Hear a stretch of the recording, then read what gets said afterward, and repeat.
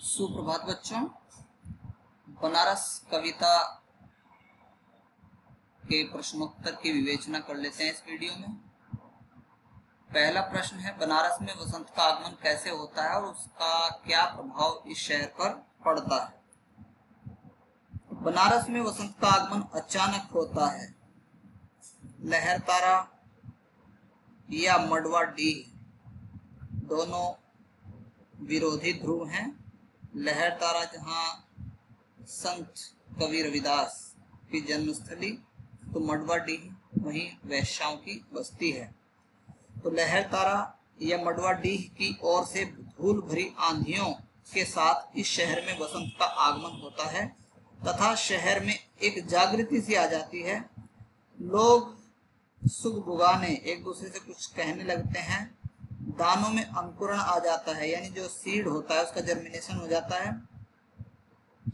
दशाशव मेघ घाट का आखिरी पत्थर और अधिक मुलायम हो जाता है। शहर में लोगों की आवाजाही बढ़ने से घाट की सीढ़ियों पर बैठे बंदरों की आंखों में एक अजीब सी नमी आ जाती है, जो वसंत के आगमन के कारण होती है।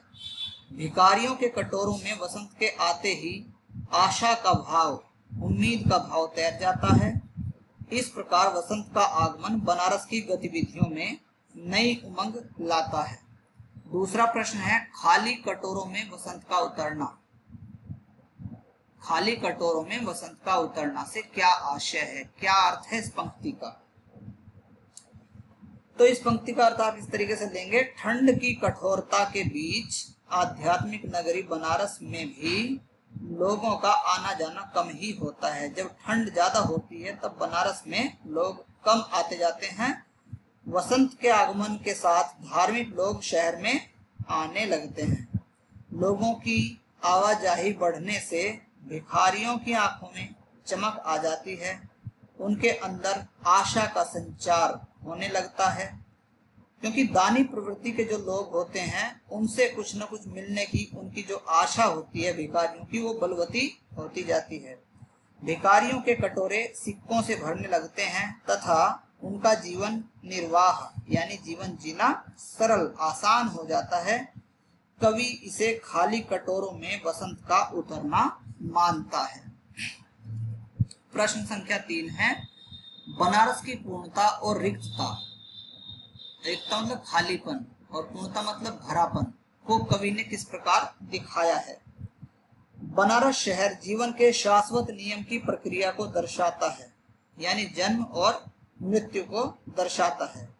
यहाँ प्रतिदिन लोगों का आना जाना लगा रहता है। कुछ लोग धार्मिक लगाव के कारण आते हैं तथा शिव की नगरी में गंगा स्नान का पुण्य पाना चाहते हैं। तो कुछ लोग ऐसे हैं जो मोक्ष प्रदायिनी काशी में अंतिम यात्रा पवित्र करने की आशा से आते हैं। ऐसा कहा जाता है कि जो काशी में मरता है, बनारस में मरता है, उसको सीधा मोक्ष की प्राप्ति होती है। तो लोग जो उम्र दराज लोग हैं, जिनको लगता है कि अब मैं मरने की स्थिति में हूँ, अब मैं ज्यादा दिन जी नहीं पाऊंगा, तो वो कुछ समय बिताने के लिए काशी में आ जाते हैं ताकि उनको मोक्ष की प्राप्ति हो। शहर में आध्यात्मिकता तथा भौतिकता का सुंदर समन्वय देखने को मिलता है। बनारस में लोग शवों के अंतिम संस्कार के लिए आते हैं। अंतिम संस्कार के बाद बची हुई राख को गंगा में विसर्जित कर देते हैं। तब चारों तरफ एक रिक्तता का अनुभव होता है, खालीपन का अनुभव होता है। इस प्रकार बनारस में पूर्णता तथा रिक्तता दोनों के दर्शन होते हैं। प्रश्न संख्या 4 है, बनारस में धीरे धीरे क्या होता है और धीरे धीरे से कवि इस शहर के बारे में क्या कहना चाहता है। तो कई बार इसमें शब्दांश आया है धीरे धीरे। बनारस में धीरे धीरे धूल उड़ती है। बनारस के लोग धीरे धीरे गतिविधियां करते हैं।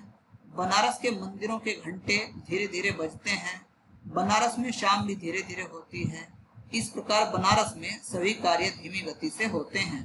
यहाँ के लोग सभी कार्य सहज रूप एवं आराम से करते हैं। उन्हें किसी काम में कोई जल्दबाजी नहीं होती या कोई हड़बड़ी नहीं होती।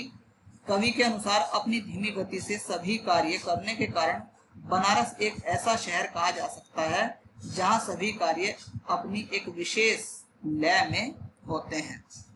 तो ये हो गया आपका प्रश्न संख्या 4। प्रश्न संख्या 5 भी लगभग इसी से मिलता जुलता है। धीरे धीरे होने की सामूहिक लय में क्या क्या बंधा हुआ है, तो मिलता हुआ ही प्रश्न है। कवि के अनुसार बनारस में सभी कार्य एक सामूहिक लय में धीरे धीरे होते हैं। इसमें सारा बनारस शहर दृढ़ता से बंधा हुआ है। इस कारण यहाँ जो कुछ भी विद्यमान था वह आज भी उसी रूप में विद्यमान है। गंगा के किनारे नाव अपने निश्चित स्थान पर बंधी है। तुलसीदास की खड़ाऊ भी वर्षों से एक निश्चित स्थान पर रखी हुई है। तो बच्चों, आज के इस वीडियो में केवल इतने 5 प्रश्न ही कर लेते हैं। धन्यवाद।